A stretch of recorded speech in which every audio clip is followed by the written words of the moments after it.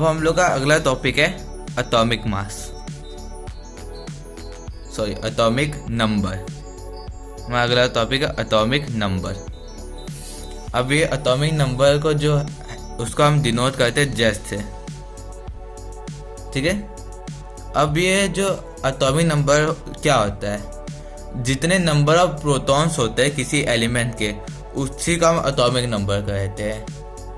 मतलब अगर हाइड्रोजन है तो उसका नंबर प्रोटॉन कितने हैं 1, तो उसके एटॉमिक नंबर 1 होगा। वैसे कार्बन का जो प्रोटॉन है, नंबर ऑफ प्रोटॉन वो होते हैं हमारे 6, तो इसका एटॉमिक नंबर भी होगा 6। तो इसका टेबल दे रखा है, टेबल 4.1, तो आप वहाँ से देखकर इन सबको याद कर सकते हैं, इनके number of electron, proton and neutron. एक सबसे इजी होता है कि जो नंबर ऑफ प्रोटॉन है नंबर इलेक्ट्रॉन के इक्वल होता है, और जो नंबर प्रोटॉन है नंबर ऑफ एटॉमिक नंबर के इक्वल होता है। तो इसको तो आप बहुत इजी से कर सकते हो, और आपको KL और MN सेल में डिवाइड करना भी आ गया है, और वैलेंसी भी मैंने सिखा दिया है। तो आप इजीली इसके एटॉमिक नंबर सारे याद करके आप इस टेबल को आसानी से याद कर सकते हो। और जो हमारे न्यूट्रॉन्स होते हैं वो न्यूट्रल होते हैं और इन्हीं के मतलब प्रोटॉन के आसपास ही नंबर होते हैं। तो आप इस टेबल को बहुत ही आसानी से याद कर सकते हैं अगर आपको इसको याद करने का सही ढंग से तरीका पता हो। तो ये हमारा टॉपिक हो गया एटॉमिक नंबर। मतलब एटॉमिक नंबर वही होता है जितने नंबर प्रोटॉन्स होते हैं। अब हमारा अगला टॉपिक है मास नंबर।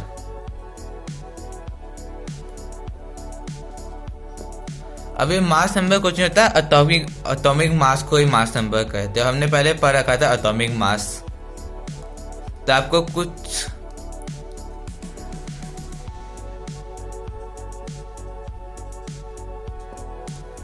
तो आपको कुछ एलिमेंट्स का एटॉमिक मास पता होगा, इसमें कुछ और थोड़े और एलिमेंट्स का याद करना है तो आप इजीली कर सकते हो। मगर इसका एक और फॉर्मूला है इसको याद करने का। वो क्या है, मतलब अगर आपको कोई भी एलिमेंट दे दिया और उससे पूछ लिया एटॉमिक मास करने का और आपको याद नहीं हो, तो इसका सबसे इजी तरीका होता है कि जो नंबर ऑफ प्रोटॉन्स है उसको नंबर ऑफ न्यूट्रॉन से जब हम प्लस करेंगे तो जो हमारा आंसर आएगा वो होगा हमारा एटॉमिक मास या मास नंबर। तो मैं आपको एक एग्जांपल बता देता हूँ। जैसे कार्बन है,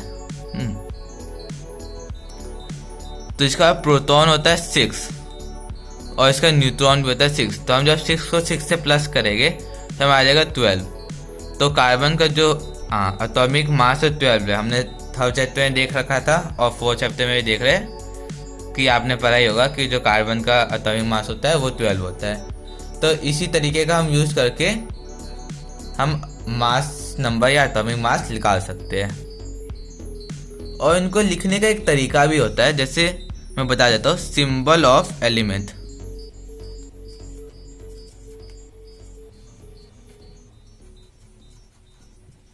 इधर सिंबल आ जाएगा एलिमेंट का, ऊपर आ जाएगा मास नंबर और नीचे आ जाएगा एटॉमिक मास। हम चलो कार्बन का ले लेते हैं। ये रहा कार्बन, इसका मास नंबर कितना है 12, ठीक है। और इसका जो हमारा क्या कहते हैं एटॉमिक मास है, सॉरी एटॉमिक मास नहीं होता, एटॉमिक नंबर होता है। ये तो हो गया ना मैं मास नंबर। ये मास नंबर को हम एटॉमिक मास कहते हैं और ये एटॉमिक नंबर है। तो इसका जो एटॉमिक नंबर होता है वो हमें पता है कि इसका एटॉमिक नंबर होता है 6।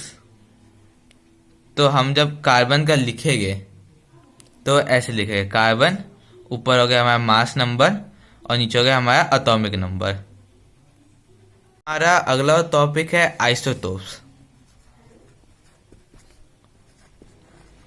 आइसोटोप्स होते हैं जैसे 2 एलिमेंट है, हम ले लेते हैं, पहला लेते हैं हाइड्रोजन के 3 तरह के होते हैं एलिमेंट। तो मैं वही हाइड्रोजन का ही बता देता हूँ।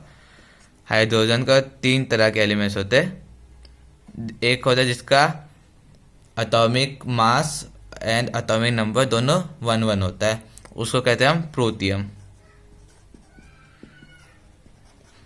फिर दूसरा जो हाइड्रोजन का होता है उसका हमारा एटॉमिक नंबर 1 होता है, मास एटॉमिक मास 2 होता है, उसको कहते हैं हम ड्यूटेरियम।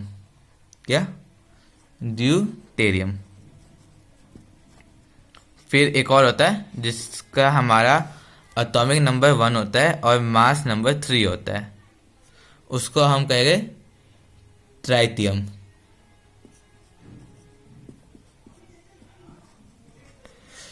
तो आइसोटोप्स वो होते हैं जिनमें एलिमेंट्स के दो सेम एलिमेंट्स के जो एटॉमिक नंबर होते हैं वो सेम हो गए, मगर उनके जो एटॉमिक मास है वो अलग हो गए। जैसे इसके एटॉमिक मास 3 का अलग है, 2 का अलग है, 1 का अलग है।